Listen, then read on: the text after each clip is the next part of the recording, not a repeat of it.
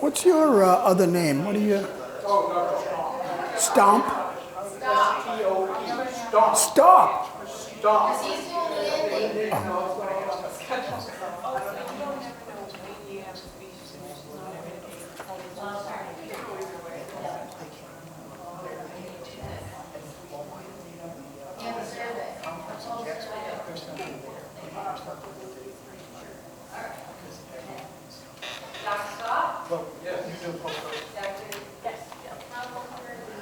Welcome everybody to the Creative Writing Workshop.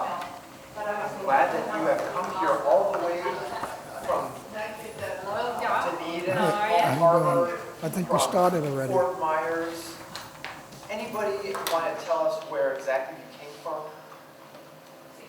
St. Pete, yes, St. Pete. Hello, and I know someone came all the way from Ohio. Is that true? Somebody is here from Ohio? Ohio via Zephyr Hills. Oh, Ohio via Zephyr Hills. Thank you for making it all this way. It's a long trip. It's a long trip. But thank you for being here. As you know, I'm a doctor.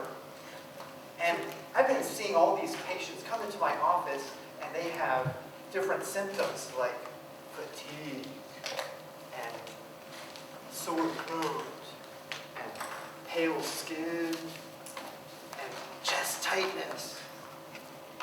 And I thought it was COVID, and they did too. And I would give them the COVID test, but they would test negative. And then I was puzzled too, and I thought, oh, well, I'll just give them some antibiotic and then they'll feel fine. But that's not the case. They had more problems after that. And then I discovered that it's not a bug, it's something else. And I would ask them, do you write a speech? Do you have any speech writing work that you're doing? And they would say, yes. Why? I do have a speech that I'm working on, and it's making me feel terrible.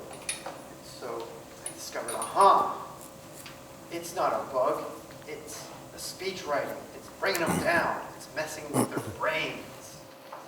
And I thought more about it. I talked with my colleagues, and we decided that we would do some Google searching. And we did some Google searching and found out that there's a good resource online to help us get over this, what's preventing us from writing good speeches. And we found out that the problem is really just called writer's block. And it's affecting many people who are writing speeches. And so my colleagues and I came up with this 2-hour seminar to help people get over writer's block. And thank you for being here. And I'm not the best speaker, but I'm working on it. And I'm here because there are better speakers than me who are here who's going to teach you how to get over writer's block. So, without further ado, I would like to introduce my first speaker. He comes all the way from New York City. He loves fast cars and fast roller coasters, and he's basically a thrill seeker. But you wouldn't know it. He's got full of energy, and he's going to use this energy to help you get over your fears of public speaking, get over your fears of writing good speeches. So without further ado, I'm going to introduce my first speaker, who is Dr. Graham. Dr. Graham, please come on.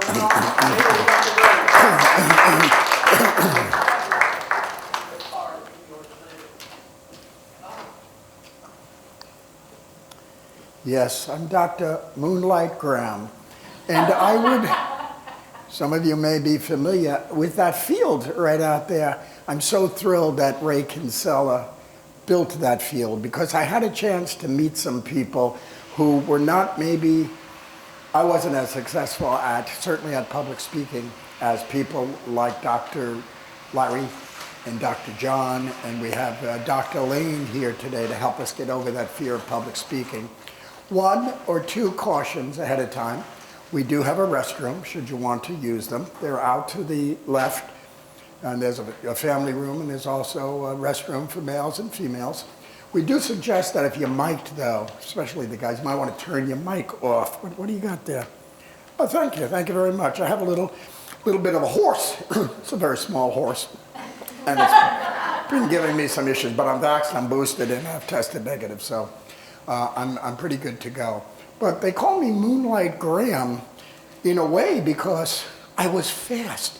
I was like a flash after I went to medical school and had that opportunity, one game, to participate in right field. I started to be called Moonlight. And I think it wasn't so much my speed as much as the fact I've been in Toastmasters since 1997, and I still speak like I'm from New York. People in Alabama, Georgia, they say, slow down. We want to understand your words. We want to understand what you're saying. We're not going to have all the answers today, but we're going to give you some opportunities to grow as speakers. How many of you are currently Toastmasters? Beautiful. We have everyone who's in the emergency room is here. And some of you probably have had writer's block. And I tell you that our first presenter, Dr. Coco Mellon, he definitely has had writer's block. He's been a Toastmaster since 2011, participated in the International Speech Contest. How many of you have ever been in a contest at your club? Pretty good. We have some dedicated Toastmasters. We encourage you, if you've never participated in a contest, get out there. Test the horizons. Give yourself an opportunity to grow. And Dr. Mellon, he, 2011, became a Toastmaster for the first time. I remember Direct Auto Toastmasters. It was a contest. Nobody raised their hand. They pushed Larry out there to participate. And lo and behold, a year or two later, he won the District 48 International Speech Contest. He won that 2 years in a row. He went on to the semifinals, the World Championship of Public Speaking, and finished third in his semifinals. So he's not a mathematician, but he told me the statistics means he finished 30 out of 90 best speakers in the world. So he knows a little bit about that nervousness, about that sweating, about finding that idea that you need in order to touch an audience. What the heck am I going to talk about? And Larry's going to talk about doing it with confidence and finding something to speak about. I want to let you know he's an unpublished author. He has pre-sold books, including How to Listen to Your Inner Voice, How to Trust Your Inner Voice, and How to Get Your Inner Voice to Shut Up. Unfortunately, no copies are available today, as they're either unpublished or sold out. If you manage to procure a copy, though, I can assure you Dr. Larry will be willing to sign that for a small additional fee to what he's being paid today. So please give Dr. Larry Coco a warm greeting as he's our first presenter. We're going to do that first, Larry.